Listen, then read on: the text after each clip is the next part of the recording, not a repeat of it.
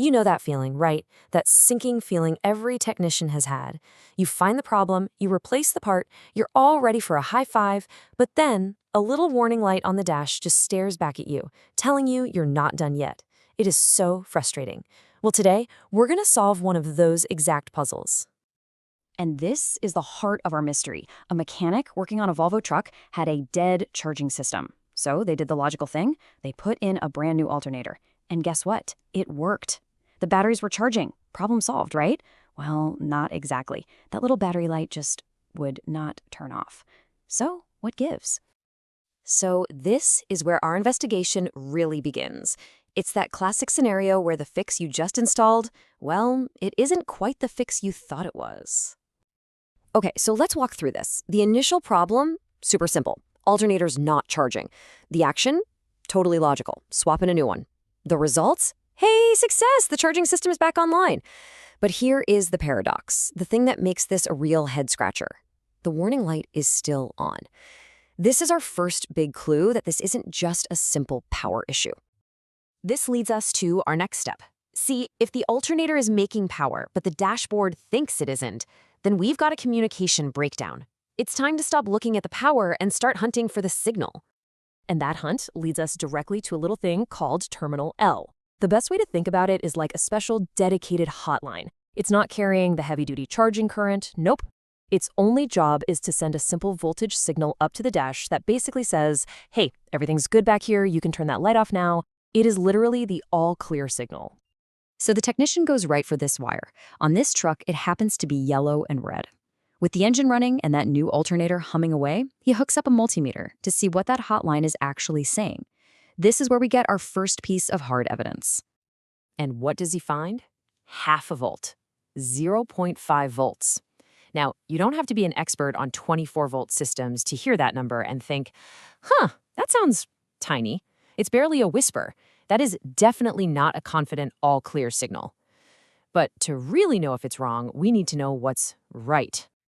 And that is exactly what any good diagnostician does next. You have to establish a baseline. You need to know what normal looks like.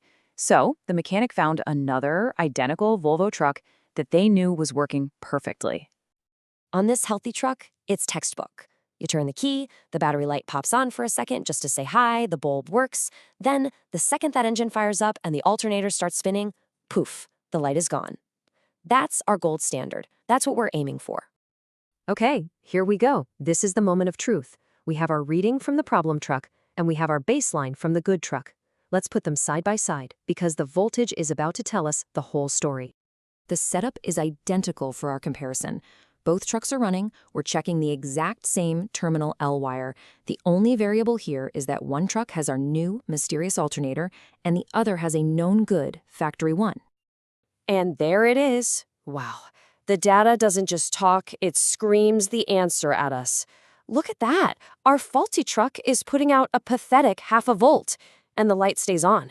But the healthy truck, it's sending a powerful 26-volt signal, and the light is off.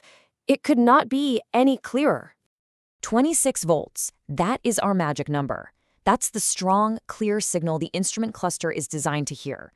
It's the secret handshake that confirms the alternator is doing its job right.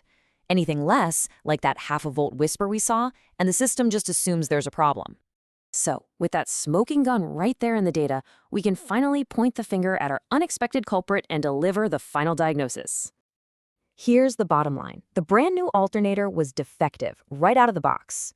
It was doing one of its two jobs perfectly. It was charging the battery.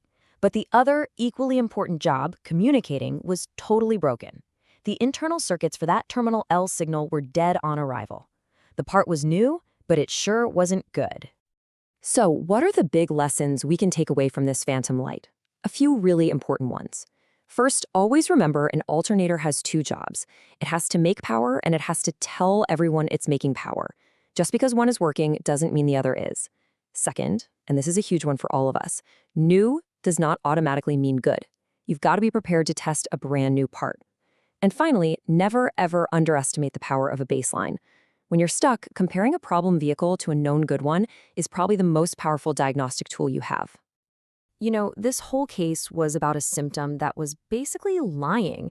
The light said there was a charging problem, but there wasn't. Not really. It just makes you think, what's the most confusing, most misleading symptom you've ever had to track down? Let us know. Thanks for tuning in.